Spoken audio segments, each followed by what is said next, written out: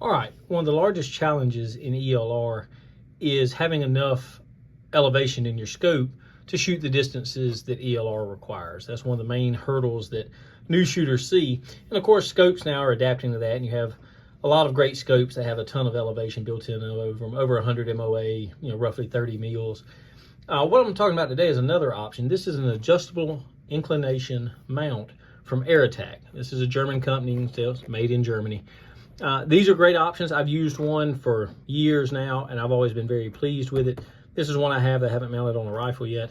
So let's look at it and see how it goes. So comes in, it's got, I don't know what all it's got in there, but it's got a handy little conversion chart for adopting centimeters, MOAs, and MRAD, so that's nice. All right, let's get the box out of the way. All right, so here is the mount. All right, it's got, EraTac has accessories that can mount onto these. 4 screws per mount. It's a 34 millimeter tube, but they have them in other tube sizes. This is nice. I like that it has the torque that you need to clamp it down for the pick rail mount. This is the back. This is toward the front. The big thing, right, is you can see it's built onto a cradle, and this is your adjustable inclination. I'm still in MOA, but they make mil versions as well. This one goes from 0. You can see it's currently set on 0. It goes 10, 20, 30, 40, 50, 60, all the way up to 70. So you can add 70 MOA to your setup without changing anything about your scope, okay? All right, so the way it works, set that down, gives you a Torx wrench. All right, so you give it, that's a T30 size Torx wrench. You give it about a half a turn or so on the front. Give it a good half a turn or so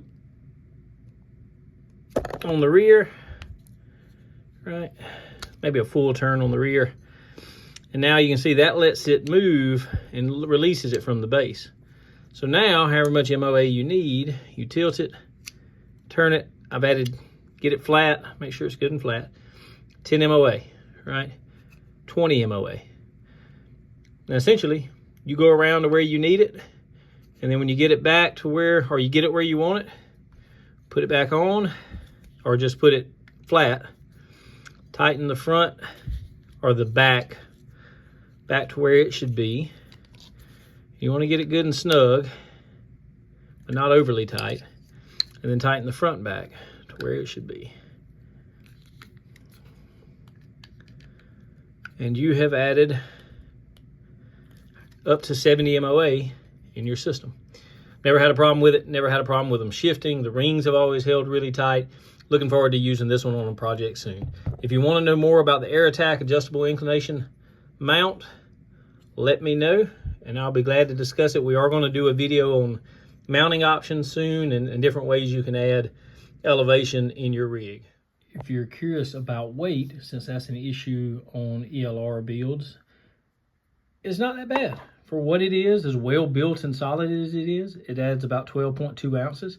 That's not bad considering that's your scope rings, your mount, your pick rail, and you still get 70 MOA added into your system. So overall, precise German engineering for not too much of a weight penalty.